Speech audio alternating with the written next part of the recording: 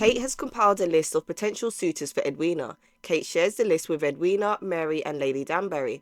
Despite some doubt from Lady Danbury and Mary, Edwina trusts Kate's judgment. Anthony and Benedict discuss Edwina, with Anthony stating that she will suffice as a wife. Lady Danbury notices Anthony is missing from Kate's list. Kate explains that Anthony only wants to marry out of duty. Anthony asserts he is choosing a wife with his head, not his heart, because he loves his family. Lady Danbury reminds Kate that most marriages in a ton are strategic alliances and that love matches are rare.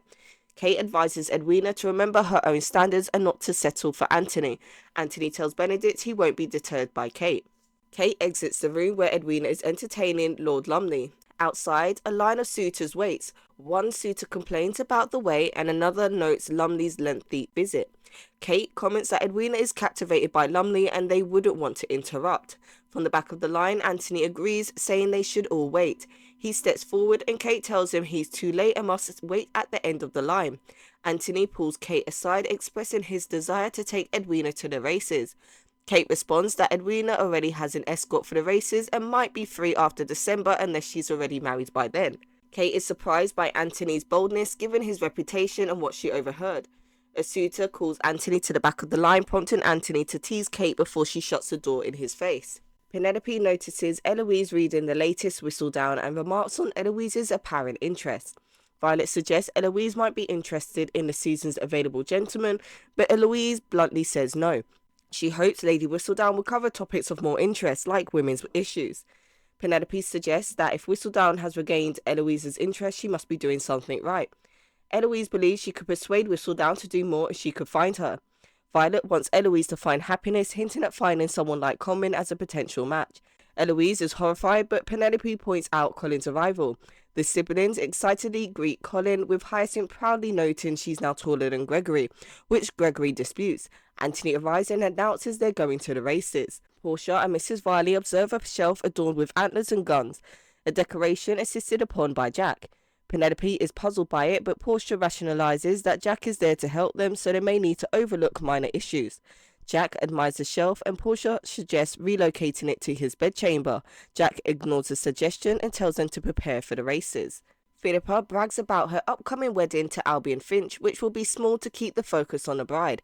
Prudence is annoyed with Philippa's wedding talk, but Penelope is more concerned about finding the Bridgertons. Edwina walks with Lord Lumley with Kate and Lady Danbury nearby. They bond over their love of literature, with Lumley practically fond of poetry. Thomas Dorset approaches and asks Lady Danbury for an introduction. She introduces him to Edwina and Kate, though Edwina already has an escort. Thomas shows more interest in Kate. They chat, revealing Thomas has been to Bombay. Kate spots Anthony, who nods at her, prompting her to suggest finding their seats. Will and Alice Mondrick approach Colin, Anthony and Benedict. Will, now retired, tells them he's opening a gentleman's club and invites them to the grand opening. Anthony excuses himself to approach Edwina, while Benedict asks Will for more details. Violet advises Eloise to look for someone who excites her, citing Anthony's initial hesitation towards Edwina. Eloise buys a pamphlet and reads it as she walks away. Kate and Thomas chat, encouraged by Edwina. When Anthony approaches, Lumley quickly stands. Thomas introduces himself to Anthony, who speaks of his family's closeness as a reason for not calling on Edwina. Edwina appreciates his family values. Lumley mentions his mother's desire for another tea at the Bridgertons, which Anthony agrees to arrange. Anthony suggests a gentleman would get refreshments for the ladies, prompting Lumley to fetch drink. Anthony then takes his place beside Edwina and Kate. Penelope arrives at the races and seeks Colin to hear more about his travels. Colin enjoyed his journey and wasn't lonely. Penelope notes he may have been with a woman. Before Penelope can get more information, Eloise interrupts and pulls Penelope aside. Eloise tells Penelope that she had figured out who is Lady Whistledown's new printer, showing Penelope a pamphlet identical to Whistledown's. Portia waves Penelope over, leaving Eloise to inspect the printer's name.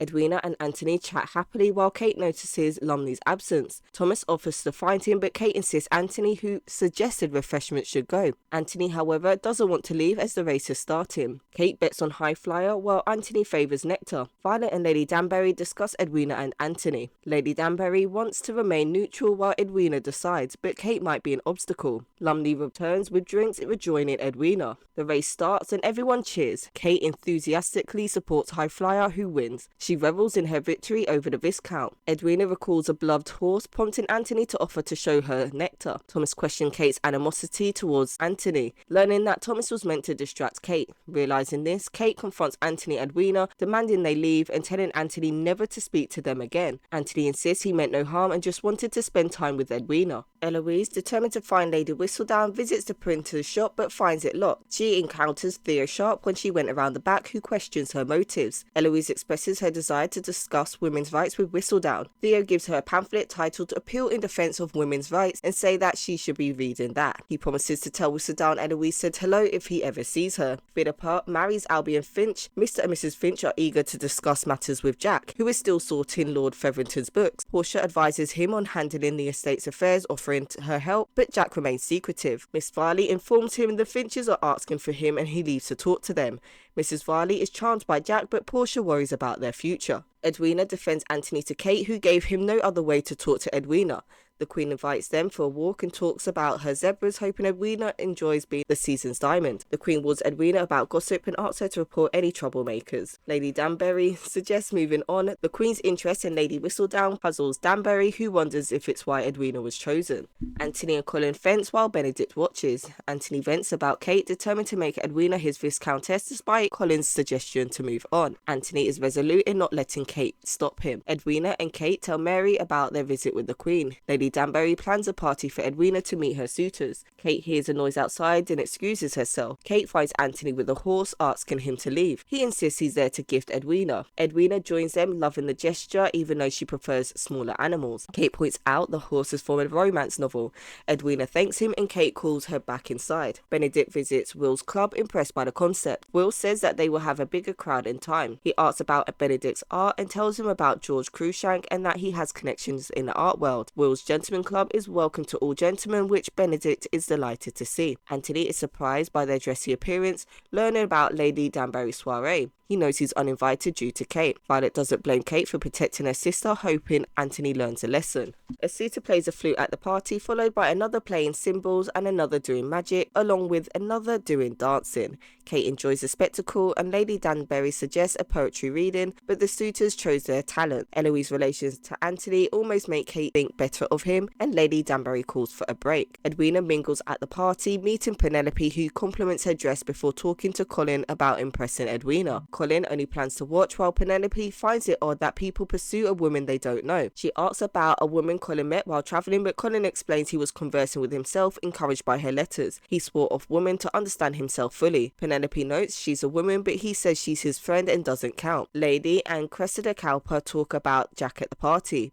Portia approaches, recognizing Cressida's necklace as a gift from Jack. Portia dismisses its significance, noting Jack's generosity. The Cowpers then approach Jack. Benedict and George discuss art, with George recommending an art academy with a vacancy. Anthony interrupts, needing Benedict's help. Outside, Anthony asks Benedict how to read a poem. Benedict criticizes the poem and suggests expressing genuine feelings instead. Meanwhile, Lord Lumley recites a poem to an engaged audience. Kate smiles as she sees Edwina's enjoying it. When he finishes, Lady Danbury expresses her gratitude to all gentlemen for sharing their talents. Anthony then arrives and requests a turn, even though he wasn't invited. He claims to have spent all evening creating something original, and everyone is curious to hear it. Anthony begins to recite Benedict's poem, but abruptly stops, crumpling the paper and tossing it into the fire. He apologizes, admitting he can't use someone else's words. He confesses that he isn't poetic and believes words are meaningless without actions.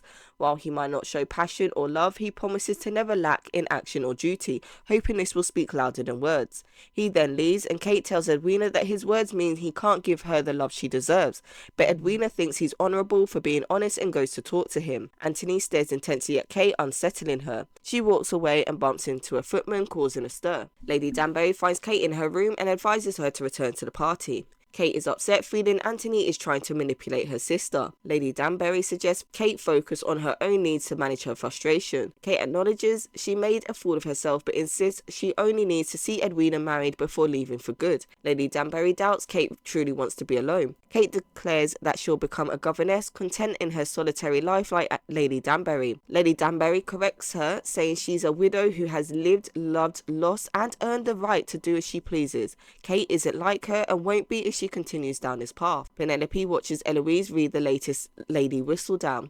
Eloise shares that she visited the printer and found the same paper with mishap in K's. Penelope suggests they keep an eye out. If it's consistent in the next issues, then know the print shop is Whistledown's. Penelope, adopting an Irish accent, buys a new letter K for a Stanhope press at half price, convincing the vendor she'll be a bothersome customer otherwise. As she leaves, she spots Genevieve Delacruz, who recognises her. Panicked, Penelope flees. Brimsley presents the Queen with the names of all the ladies who spoke to Edwina at the soiree. Confident one is Lady Whistledown. The Queen spreads the cards out and Penelope's name is among them. That's it for the Bridgerton recap. Please don't forget to like, comment and subscribe and stay tuned for the next recap.